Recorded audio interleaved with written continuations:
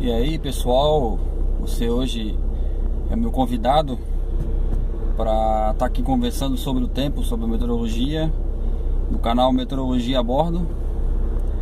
A gente está aqui no trânsito, todo vídeo do canal é trânsito.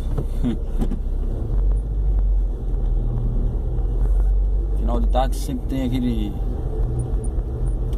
trânsito básico. Hoje o nosso assunto é vento. A gente vai aprender sobre vento. Para aprender sobre vento, a gente tem que entender sobre pressão atmosférica, né? O conceito de pressão, como é que varia a pressão atmosférica, como é que funciona a variação de temperatura no globo, no planeta Terra. Então, a pressão sobre um corpo, ela é a força exercida por unidade de área, né? Esse é o conceito geral de força. A pressão atmosférica é a força que o ar atmosférico, as moléculas de ar, exercem sobre a superfície terrestre, né? Então, no lugar da força sobre a área, essa força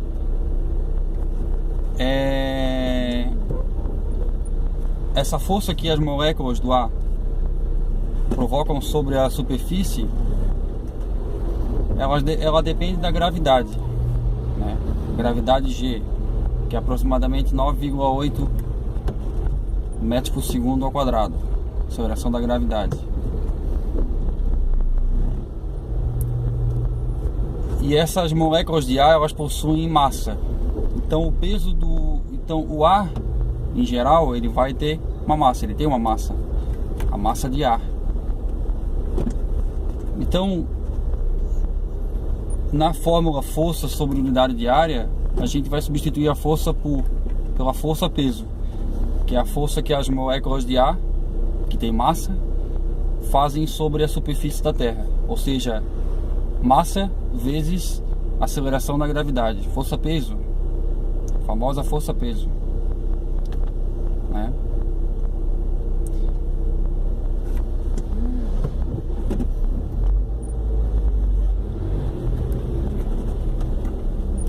Como aqui na superfície da Terra a gente tem mais moléculas de ar, né? Aqui o ar não é rarefeito como lá em cima, ou como lá na Bolívia, quando os jogadores do Brasil vão disputar alguma partida lá, que tem que se acostumar porque o ar é muito rarefeito. Não é o caso aqui da superfície, como Florianópolis, que está bem no nível do mar, né? Cerca de 5 metros acima do nível do mar, é praticamente no nível do mar. Então aqui a gente tem mais quantidade de ar, mais quantidade de moléculas de ar, né? Aqui na superfície.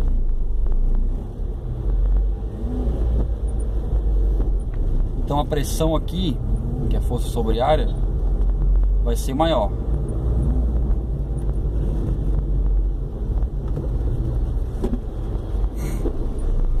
Força sobre a unidade vai ser maior. Tá. Pausa. Quanto mais eu vou subindo na atmosfera, mais rarefeito vai ficando o ar. Então eu vou ter menos moléculas de ar que vão exercer peso sobre a superfície, que vão exercer peso sobre a Terra. Então o que eu vou ter?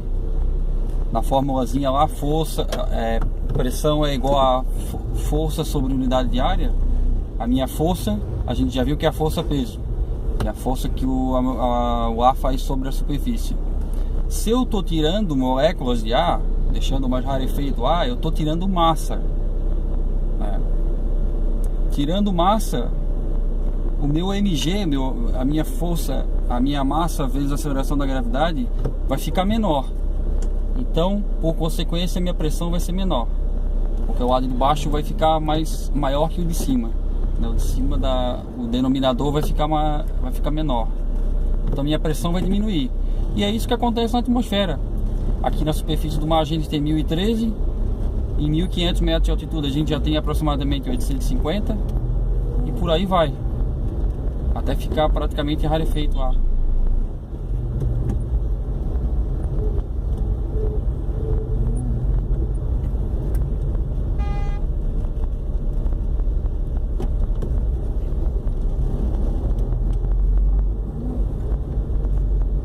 altas pressões e baixas pressões.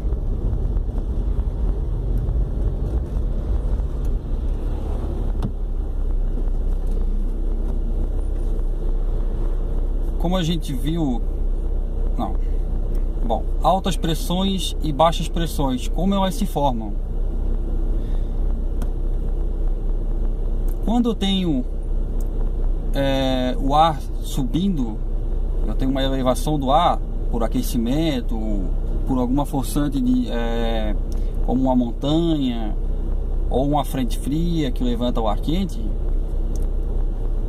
eu estou levando, eu estou levantando o ar, eu estou tirando o ar, um pouco de ar da superfície e levando para a altitude.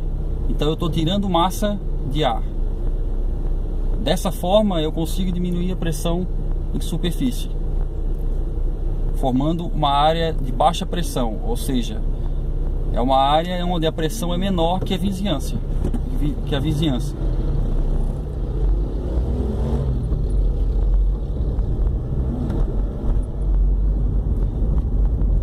Por outro lado, quando eu tenho o ar descendo, um ar frio descendo lá de cima por causa de uma circulação onde tudo que sobe tem que descer, desce em algum lugar. Eu tenho um aumento de pressão, ou seja, eu estou adicionando moléculas, eu estou adicionando ar, então eu estou adicionando massa. Na nossa equação M vezes G, eu vou aumentar o M vezes G, a força-peso. Por consequência, eu vou aumentar a pressão. Então eu tenho uma área de alta pressão. É uma área onde a pressão é mais alta que ao redor, É o contrário da baixa pressão. Entendendo o conceito de alta e de baixa pressão, além do conceito de pressão atmosférica, agora a gente tem que passar para a parte de circulação atmosférica. A gente sabe que o Sol, a superfície da Terra, não é igualmente aquecida pelo Sol. A gente tem uma diferença de temperatura bastante gritante entre o Equador e os polos. Por quê? O Equador recebe praticamente direto a radiação solar, bem de frente, bem diretamente, coisa que não acontece nos polos, Isso independente de inverno e verão, Os polos sempre vai ser muito mais frio que o Equador.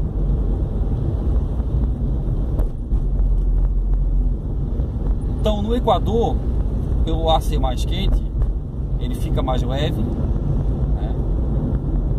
e ele vai subir, ele vai se elevar, vai ter uma ascensão do ar. O que vai acontecer? A gente vai perder massa de ar na superfície, porque o ar está subindo.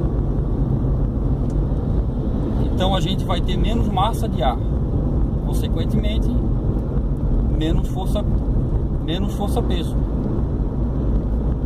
e por fim menos pressão.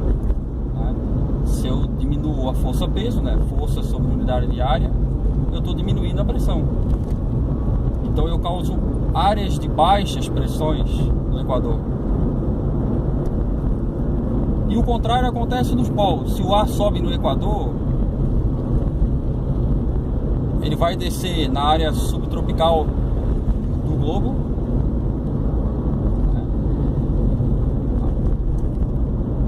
Se o ar sobe no Equador, por outro lado, nos polos a gente vai ter o ar descendo, Claro que isso tem toda tem a célula de Hadley, a célula de Ferrel. Isso é um assunto para outra oportunidade. Mas de uma forma geral a gente vai ter baixas pressões no Equador, que é mais quente, e nos polos, como o ar é mais frio, ele é mais denso, o ar frio é mais pesado, então a gente vai ter concentração de massa de ar. Consequentemente, a minha massa de ar, vai aumentar. A força-peso vai aumentar e assim a pressão atmosférica vai ser maior. Então a gente tem áreas de alta pressão nos polos e áreas de baixa pressão no Equador. Bom, a gente falou de tudo isso, mas e o vento? O vento acontece pelo fato de nosso planeta sempre conservar energia, conservar massa.